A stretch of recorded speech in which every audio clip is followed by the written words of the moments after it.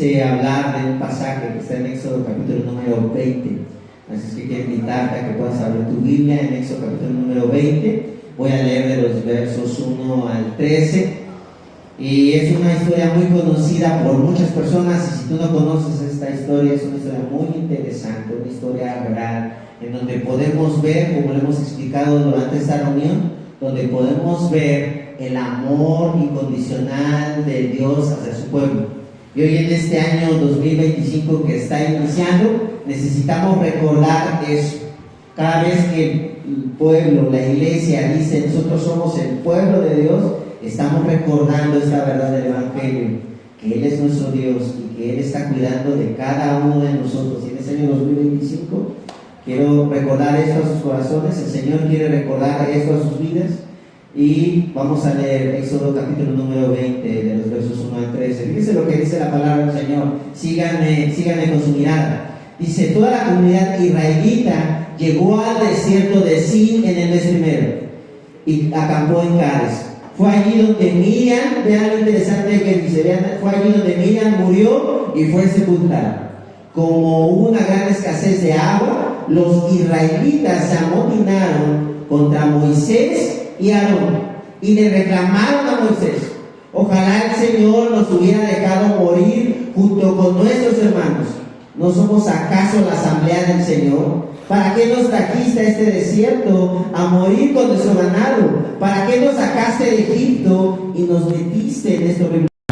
Aquí no hay semillas, ni higueras, ni viñas, ni granados, y ni siquiera hay agua. Moisés y Aarón se apartaron de la asamblea y fueron a la entrada de la tienda de reunión, donde se postraron rostro en tierra. Entonces la gloria del Señor, dice la palabra, se manifestó ante ellos. Y el Señor le dijo a Moisés: toma la vara y reúne a la asamblea. En presencia está tú y tu hermano. Le ordenarán a la roca que dé agua.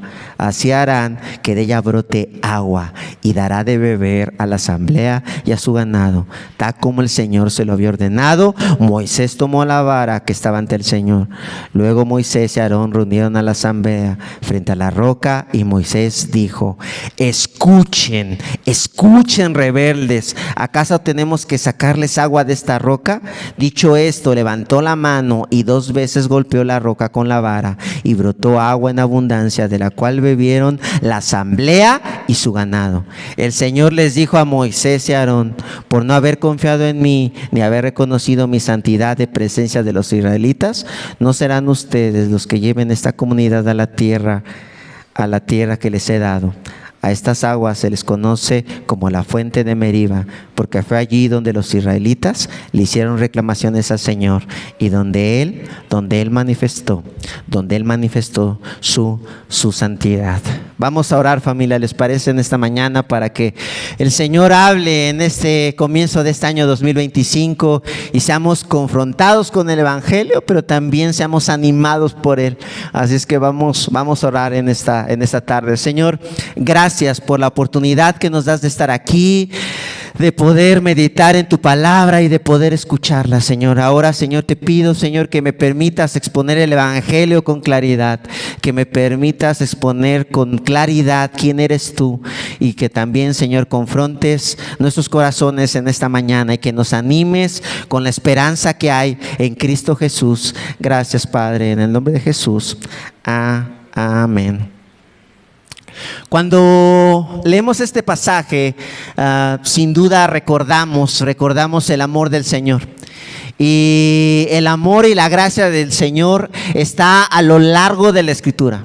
Desde el Génesis hasta el Apocalipsis, nosotros vamos a ver claramente a un Dios amando a su pueblo, a un Dios amando a su iglesia, y esta no es la excepción.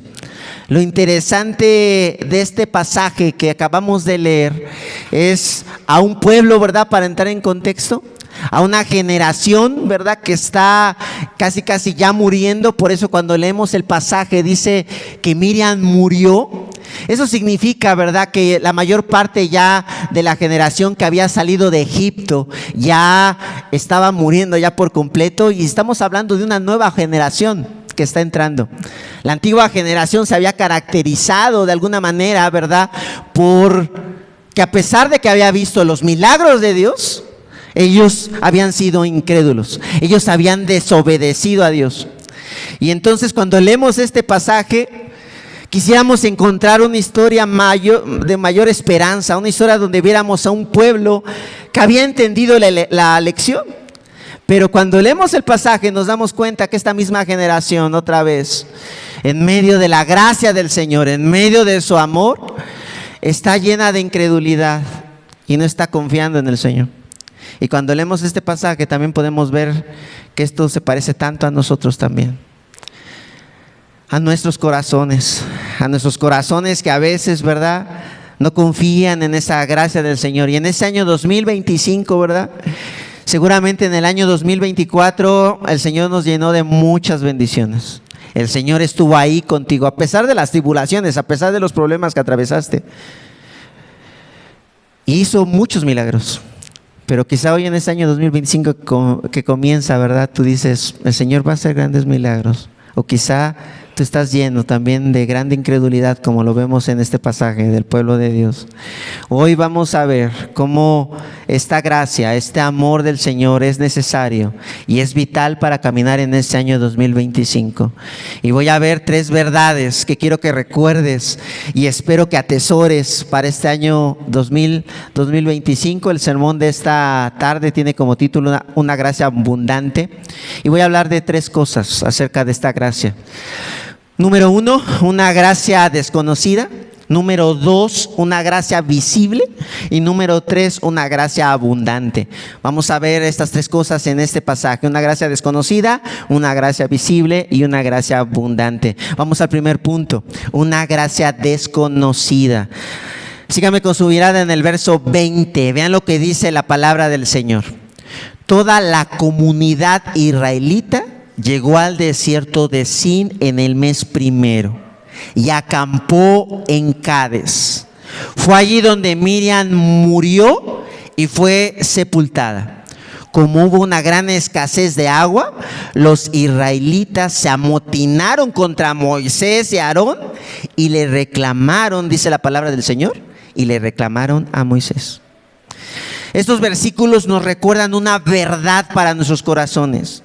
En las circunstancias difíciles de la vida, olvidamos la gracia de Dios.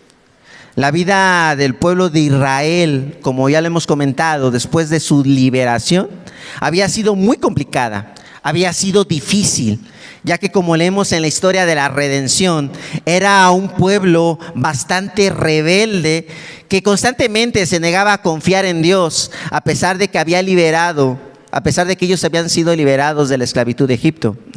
Su desconfianza y rebeldía, si no más recordamos, llevó al pueblo a estar en el desierto por 40 años. Dice el libro de Éxodo 16:35, fíjense lo que dice: y los hijos de Israel comieron el maná 40 años hasta que llegaron a tierra habitada, comieron el maná hasta que llegaron a los límites de la tierra de Canaán.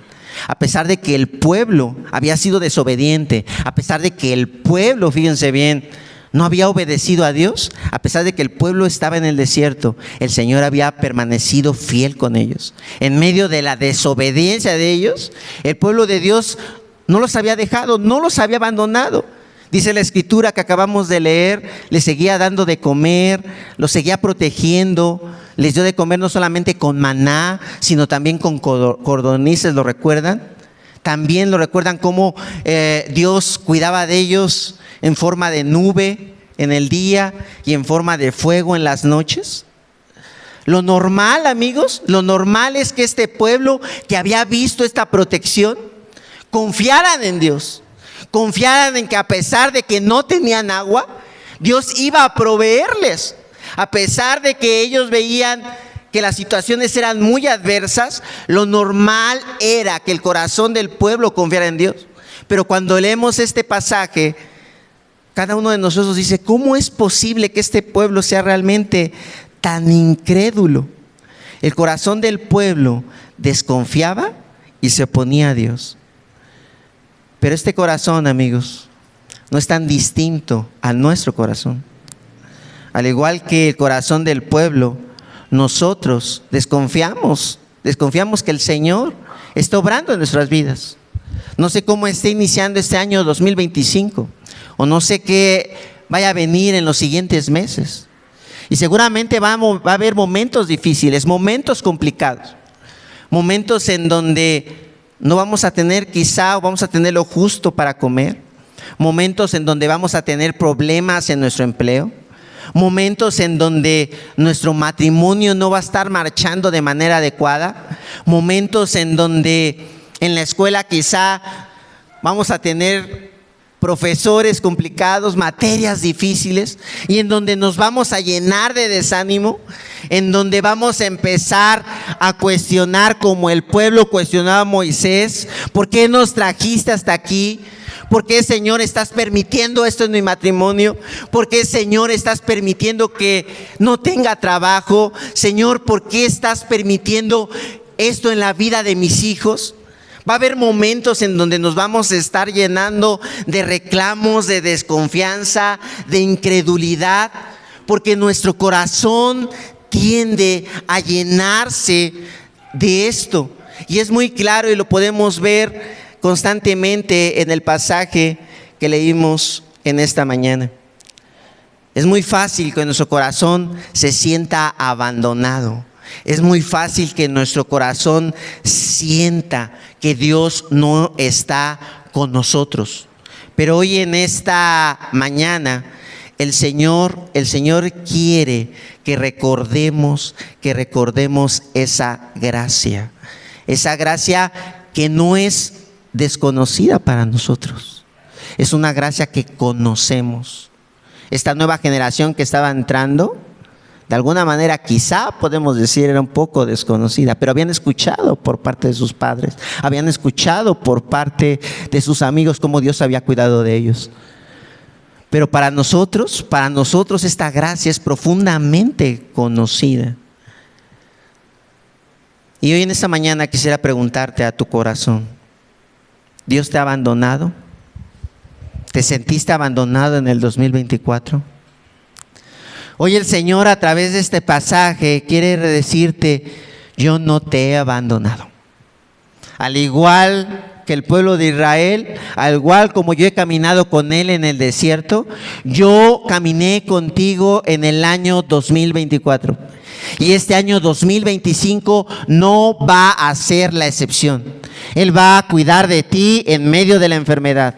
Él va a cuidar de ti en medio de tus problemas, en medio de las dificultades, en medio de tus sueños frustrados. Él está allí contigo y Él tiene mejores planes para tu vida.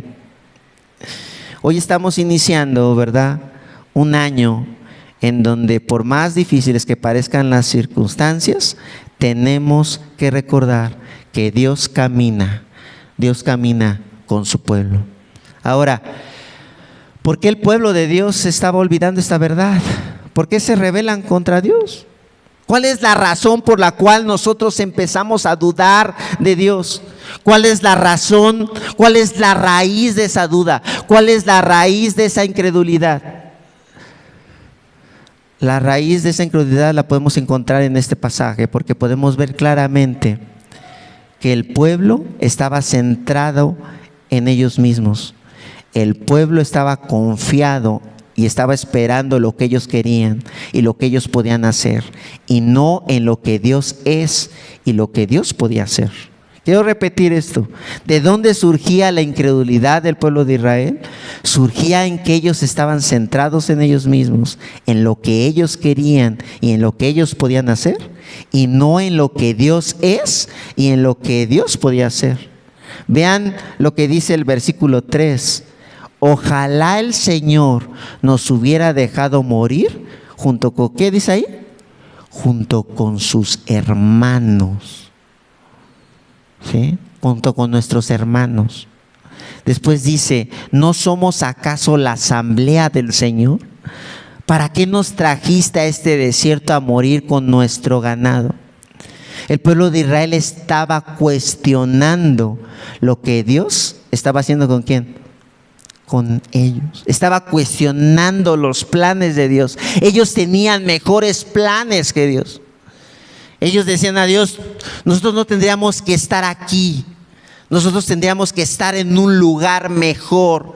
Ellos estaban anteponiendo, se estaban pensando en ellos mismos solamente, en lo que ellos querían hacer. Por eso siguen ellos diciendo, ¿para qué nos sacaste de Egipto y nos metiste en este horrible lugar? Fíjense, esto es algo extraordinario. Esta queja no tiene sentido, porque de alguna manera el pueblo está diciendo, ¿por qué nos liberaste? Preferimos estar presos, preferíamos estar viviendo bajo el yugo de los egipcios, haber sido liberados. Dice, aquí no hay semillas, ni higuera, ni viñas, ni ganados, ni siquiera hay agua. Y quizá en este año que comienza, nos estamos centrando en nosotros mismos. Quizá en este año, al igual que el pueblo de Israel, nos estamos centrando en nuestros planes, en lo que tú puedes hacer. Señor, ¿por qué me dejaste sin trabajo? Señor, ¿por qué estoy teniendo estos problemas con mi esposa, con mi esposo? Señor, ¿por qué no puedo pasar esta materia que tanto he estudiado? ¿Por qué, Señor? ¿Por qué estás haciendo esto? Yo merezco estar en otro sitio. Pero hoy el Señor quiere que dejes de centrarte en ti, que dejes de centrarte en tus planes y que puedas reconocer que aunque no te guste, hay unos planes superiores a los tuyos. Y esos planes son los planes ¿de quién? De Dios. Y entonces tenemos que centrar nuestra vida en Dios. Tenemos que centrar nuestra vida en lo que Él quiere, en lo que Él es y en lo que Él puede hacer en tu vida. El Dios del Evangelio, ¿sí?, siempre nos va a llevar a lugares donde parecerá ser que no podemos hacer nada. Siempre nos va a llevar a lugares donde nos vamos a desesperar. Pero siempre Él tiene un propósito, y el propósito es que nos demos cuenta que nosotros no podemos solos, que necesitamos ¿de quién? De Él. Y nos va a llevar a los lugares donde más temes, para que te des cuenta de la grandeza de Dios, para que te des cuenta que la vida no se trata de ti, para que te des cuenta que tú solo no puedes y que necesitas de Él. El Señor, en su amor y en su misericordia, siempre te va a mostrar, ¿verdad?, que Él es más grande que tú. Él te va a mostrar que tú le necesitas. Así es que hoy en esta tarde quisiera que te preguntaras, ¿a quién estás mirando en este año 2025 que está comenzando? ¿Estás mirando tus planes? ¿Estás mirando aún las cosas que no pudiste hacer en el 2024? ¿O realmente puedes ver hacia adelante y decir, esto que tú hiciste en este año se trata de tus planes, se trata de tu voluntad, se trata de que yo te conozca más? Así es que en este año 2025, quizá muchas cosas que tú esperas que se hagan, no se van a hacer, pero no se van a hacer con el propósito firme de que tú te des cuenta quién es Dios y que te des cuenta que los planes de Dios son mejores que los tuyos. Así es que, a pesar de que tus planes no se hagan, la pregunta es, ¿Dios te ama? ¿Sí o no? Sí, Dios te ama profundamente. Dios amaba al pueblo de Israel. Pudo haber dicho, ya me cansé, o sea, no entendieron 40 años en el desierto, ya, o sea, olvídenlo. Adiós. ¿Les dio la espalda? No, los miró con misericordia y dijo, ¿cómo puede ser que no vean mi mano en sus vidas? ¿Cómo puede ser que sus padres no les hayan contado cómo yo los liberé de Egipto y cómo los cuidé? Así es que hoy el Señor, en medio de nuestro corazón, que a veces piensa que Él no nos ama, Dios te dice: yo sí te amo. Y te amo de una forma que no te imaginas. No te he abandonado, yo estoy contigo. Así es que en medio de esa gracia que a veces parece desconocida, el Señor quiere que lo conozcamos de una manera muy profunda. Número 2, una gracia visible. Vean lo que dice el texto a continuación en el verso 7. Dice: Moisés y Aarón se apartaron de la asamblea y fueron a la entrada de la tienda de reunión, donde se postraron, vean lo que dice la palabra, rostro en tierra. Entonces la gloria del Señor se manifestó ante ellos, y el Señor le dijo a Moisés: toma la vara y reúne a la asamblea. En presencia de esta, tú y tu hermano le ordenarán a la roca que dé agua.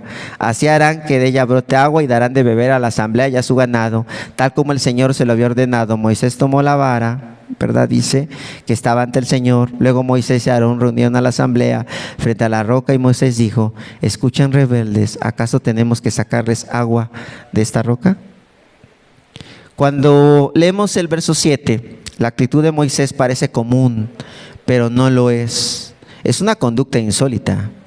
Moisés y Aarón se apartaron de la asamblea y fueron a la entrada de la tienda de reunión, donde se postraron, dice, rostro en tierra. Lo normal era que Moisés, ante los ataques del pueblo, reaccionara intercediendo por él. No, lo normal era que reaccionara con toda su ira y que pidiera a Dios que los destruyese, ¿no? Se lanzaron contra él. ¿Qué hacen ustedes cuando alguien habla mal de ustedes? ¿Lo tratan con amor y con misericordia? No, ¿verdad? Luego dicen: sí, eso me la tiene que pagar. Imagínense una multitud hablando mal de Moisés y de Aarón. ¿Y Moisés y Aarón qué hacen? ¿Actúan con ira sobre ellos? No, van y se presentan delante de Dios para interceder por ellos. Piden misericordia y provisión. Esta es una tremenda lección bíblica de lo que significa ser un siervo de Dios y mostrar su amor. Moisés se humilla por el pueblo. Sí, por un pueblo que no lo merecía. Por un pueblo que no lo merecía. Pero Moisés, intercediendo por su pueblo, nos recuerda al verdadero y gran Moisés, a Jesús. A ese Jesús que intercedió ¿por quién? Por ti y por mí. Que en medio de nuestra desobediencia, que en medio de nuestros reclamos hacia Dios, Él vino y dijo: yo quiero morir por ellos. Entonces, esta gracia visible es una gracia que muestra el amor de Dios constantemente. Moisés se humilla por el pueblo, por un pueblo que no lo merecía. Está mostrando el amor de Dios a otros. Esto nos desafía, familia, en esta mañana, porque nos desafía a interceder por aquellas personas, escuchen bien, a interceder por aquellas personas que también se oponen a Dios. A veces como iglesia, ¿verdad? Solamente pensamos en nosotros mismos. Pero hoy como iglesia tenemos una misión y una visión, que es alcanzar a esta comunidad. Sí, pensemos en nuestra propia oposición, arrepintámonos. Pero también allá afuera hay personas que se están oponiendo a Dios, que están diciendo que Él no existe, que es incrédulo, que son incrédulos. ¿Qué vamos a hacer nosotros? ¿Vamos a actuar con ira, con indiferencia y decir no nos interesa? El Señor nos pide hoy en esta mañana que la misma actitud que tuvo Moisés, la misma actitud que tuvo Jesús con nosotros, nosotros podamos ir y tratar con esa misericordia a las personas que están allá afuera. Tenemos que tratar con misericordia a aquellas personas que están a favor del aborto, a aquellas personas que están distorsionando la sexualidad, a aquellas personas que están robando y que están violentando esta ciudad. Tenemos que interceder porque Dios cambie su corazón, así como cambió el nuestro. Nosotros no somos mejores que ellos. ¿Quién fue lo que cambió nuestro corazón? El Señor, su gracia. ¿El Señor puede cambiar el corazón de esas personas también? Por supuesto. El Señor puede cambiar el corazón de esas personas. Y la gracia del Señor se hace visible. Hagamos que esa gracia del Señor se siga siendo visible, sí, en nuestras propias vidas, transformándonos, pero también transformando la vida de otras personas. Puedes interceder por esas personas que se oponen a ti. Puedes interceder hoy en esta mañana por esas personas que te caen mal. Puedes interceder por ese vecino incómodo, por ese familiar que te está haciendo la vida de cuadritos, por ese amigo en la escuela que te hace bullying. Puedes interceder por él. Hoy el Señor nos llama a que hagamos de esa gracia algo visible, que hagamos de ese amor que Él nos tiene algo que los demás puedan ver, que las demás personas puedan ver que el Evangelio es algo real y que el Evangelio se vive, que el Evangelio se palpa, que el Evangelio se encarna en nuestras vidas. Cuando intercedemos por esas personas, hacemos la gracia de Dios visible. Me gustaría decirte hoy en esta mañana que nadie va a hablar mal de ti, pero eso no es verdad. Todos estamos rotos, así que somos llamados a orar por los otros. Dice el doctor Bryan Chapell lo siguiente al respecto de este pasaje. Dice: debemos ser como maestros enseñando a los niños que no quieren aprender, mostrarles misericordia, paciencia y amor. Si tú aprendes a decir esto que haces es injusto, me duele, pero te perdono, difícilmente podrás guiar al pueblo de Dios. El Señor usa a quienes hacen la gracia visible de Dios mediante la intercesión. Pero esto no es lo único que hace Moisés para que la gracia de Dios se haga visible.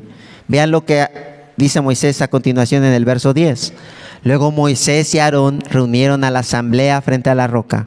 Y Moisés dijo: escuchen, rebeldes, ¿acaso tenemos que sacarles agua de esta roca?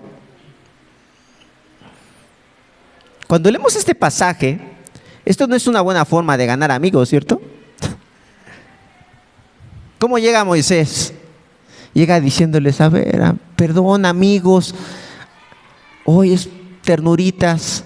¿Qué les dice? Les dice rebeldes. ¿Es algo fuerte? Moisés nos recuerda que una forma de hacer visible la gracia de Dios también es confrontando a las personas con su pecado. Sí, vamos a interceder por aquellas personas que están a favor del aborto. Sí, vamos a interceder por aquellas personas que están fomentando la homosexualidad. Sí, vamos a interceder por aquellas personas, ¿verdad?, que están violentando y robando en la ciudad. Vamos a orar por ellos, sí. Pero también tenemos que hacer la gracia visible confrontando ¿qué? Confrontando su pecado, confrontando su vida y decirles que las personas necesitamos un cambio. Este año entonces también significa no solamente hablar a esas personas, sino también significa hablar a las personas con las cuales estamos cerca. Tenemos que confrontar a nuestros esposos. Tenemos que decirles: no estás actuando bien, estás siendo orgulloso. Tenemos que confrontar a nuestras esposas y decirles: no estás actuando de manera correcta. Tenemos que confrontar a nuestros hijos si están mal. Tienen que confrontar al pastor si no está pastoreando de manera adecuada a la iglesia. Tengo que confrontarlos a ustedes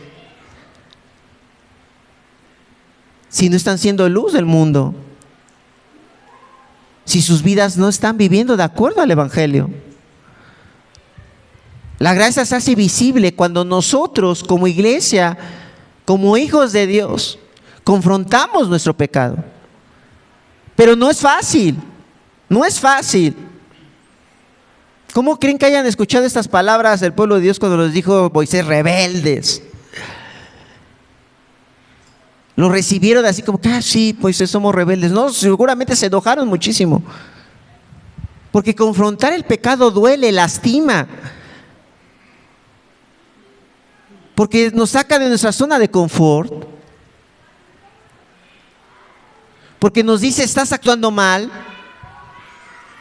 Y al ser humano no le gusta escuchar esto. Al ser humano siempre le gusta escuchar, estás actuando bien. Estás haciendo lo mejor. A nosotros nos gusta que nos adulen. Pero Moisés nos enseña que para hacer la gracia visible no tenemos que adular a la gente. Tenemos que llegar y tenemos que confrontar el pecado de nuestros corazones. Moisés se puso en un lugar muy peligroso. La pregunta en esta mañana es, ¿estás dispuesto a ponerte en este lugar peligroso para hacer la gracia de Dios visible? La realidad es que no a todos, como ya lo dije, nos gusta ser confrontados y cambiados. Nos duele, la verdad duele y nos molesta. Pero tenemos que confrontar a esta ciudad y a sus ídolos. ¿Esto va a significar perder muchos amigos? Sí, pero también ganaremos otros. La pregunta en esta mañana es,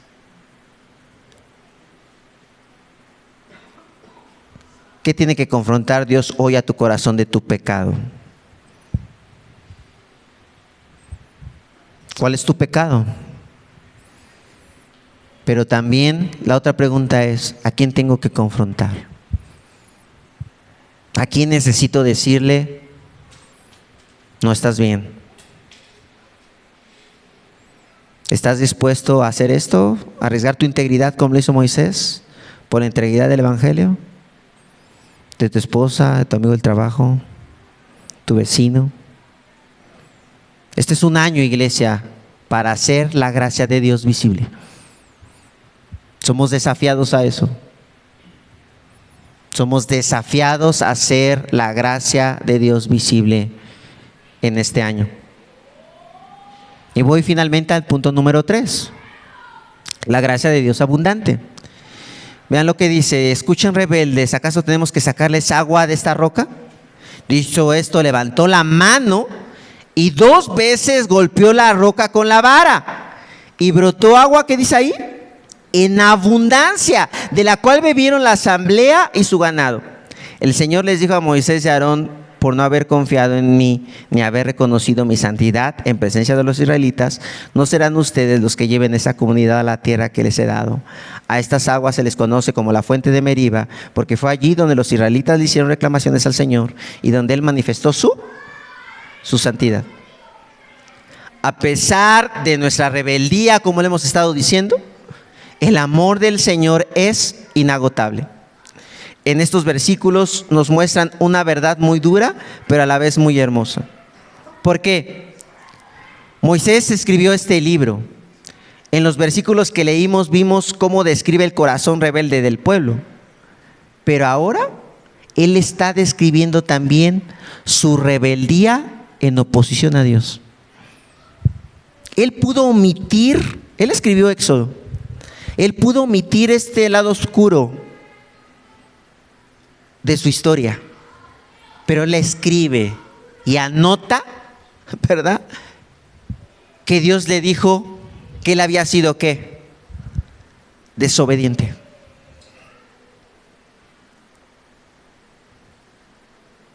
Qué extraordinario es esto, porque Si a ti te piden que te describas, ¿vas a hablar las cosas malas de ti? No creo, vas a hablar las cosas buenas de ti. En un currículum para el trabajo ponen todas las cosas malas. Llego tarde, no me gusta trabajar mucho. Ponemos todas las cosas buenas. Es muy difícil poner las cosas malas. Pero Moisés está escribiendo las cosas malas de su ministerio, de su trabajo a Dios. Moisés está gritando a todas las generaciones: el pueblo falló, pero yo también fallé. Yo también fallé. Es fácil hablar acerca de las faltas del otro. Es fácil decir que los de allá afuera están mal. Es fácil decir que mi esposo es malo. Es fácil decir que mis hijos están mal, que mis amigos son chismosos. Pero qué difícil es aceptar que yo soy orgulloso. Qué difícil es aceptar que yo soy chismoso. Qué difícil es actuar y decir que yo a veces soy indiferente con la gente. Qué difícil es afirmar que a mí no me importan los demás, sino siempre estoy pensando en mí. Qué difícil es decir esto. Pero Moisés nos está diciendo: miren sus propios corazones. Y la pregunta en esta mañana es, en este año 2025 que está iniciando, ¿crees que realmente fallas? ¿En que te estás equivocando en la forma en que estás llevando tu vida? Yo creo que sí. Yo creo que hoy tenemos que reconocer que hay muchas cosas que estamos haciendo mal, porque el Evangelio nos confronta a esto y el Evangelio nos llama a esto. Pero ¿en qué falló Moisés? Dios le dijo: ve y habla con el pueblo en la asamblea y enséñales quién soy yo. ¿Moisés lo hizo? ¿Sí o no? ¿Sí? Entonces, ¿en qué falló? ¿Qué hizo mal?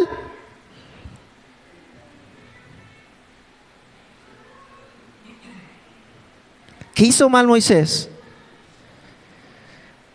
Fíjense lo que dice: escuchen, rebeldes. ¿Cómo inicia? ¿Acaso no tenemos que sacarles agua de esta roca? Dicho esto, se levantó la mano 2 veces, golpeó la roca con la vara y brotó agua en abundancia, de la cual bebieron la asamblea y su ganado. Dicen los comentaristas que Moisés hizo 2 cosas mal. La primera, utilizó palabras que Dios no le dijo que utilizara. Escuchen, ¿qué dice? Rebeldes. Y no es que Moisés estaba haciendo algo mal. El pueblo de Israel era rebelde. Simplemente no era algo que Dios le había ordenado. No era algo que Dios le había ordenado. Así es que Moisés está suplantando de alguna manera la autoridad de Dios. ¿Por qué? Por su propia autoridad. Moisés de alguna manera se está presentando como la autoridad, está dejando a un lado a Dios. Y es por eso que Dios dice: esto que estás haciendo no es correcto. Pero ¿cuál es la otra cosa? La otra cosa que vemos es que él golpeó ¿qué? La piedra. Y Dios nunca le dijo que lo hiciera, y lo hizo 2 veces. Dicen los comentaristas, ¿verdad?, que Dios le dijo, y lo podemos ver claramente, que él tenía que hablarle a la roca, no golpearla.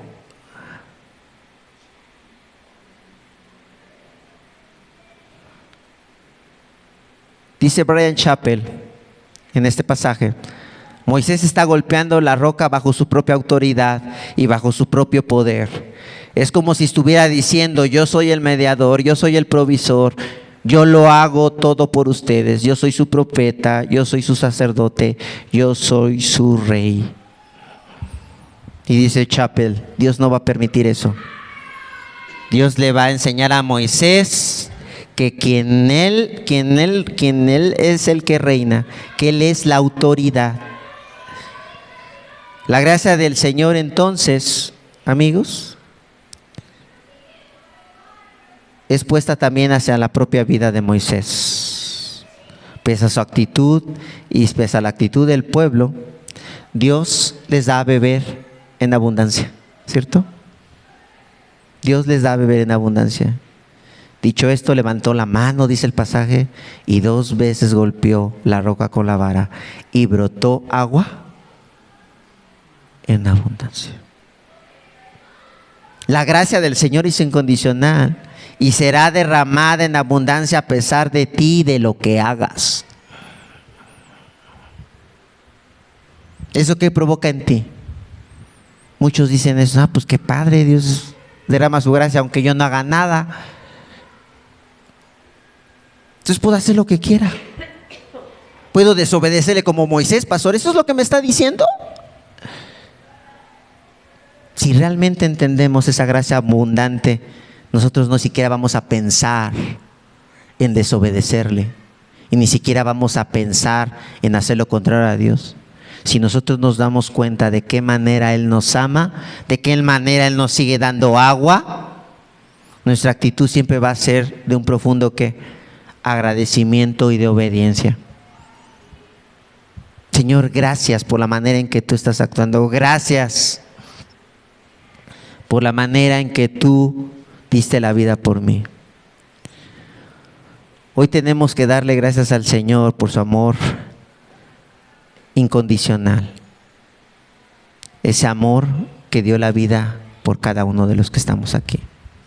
Que este año 2025 esté lleno de gratitud en tu vida por lo que Cristo hizo por ti en la cruz. Ese verdadero Moisés que hizo todo lo que le dijo Dios,